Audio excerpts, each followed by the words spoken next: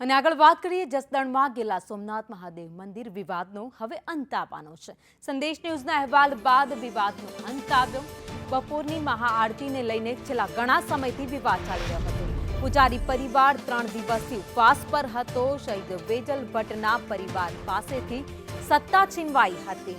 ભટ્ટ પરિવારની 630 વર્ષ જૂની પરંપરા જે ખંડિત થઈ હતી। આંદોલન સામે મંદિર વહીવટી તંત્રએ નિર્ણય બદલ્યો છે।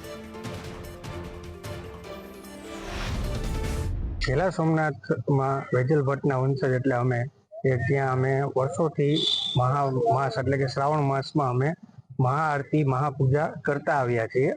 જેને લઈને વિવાદ એ હતો કે હાલ અમને પૂજા કરવા માટે મંદિરની અંદર જવા નતા દેતા। તો હાલ અત્યારે જે એ નિર્ણય આવ્યો છે પ્રાંત અધિકારીઓ અને તંત્રીઓ કરતા ધરતા જે કાંઈ બી છે એ લોકો કે અમારી હાલ જે અમે મહામાસ એટલે કે શ્રાવણ માસની પૂજા એ અમારી યથાવત રાખવામાં આવી છે, બરાબર। એટલે એના માટે અમે આભાર વ્યક્ત કરીએ છીએ મીડિયાગણનો, આપની ચેનલ શ્રીનો।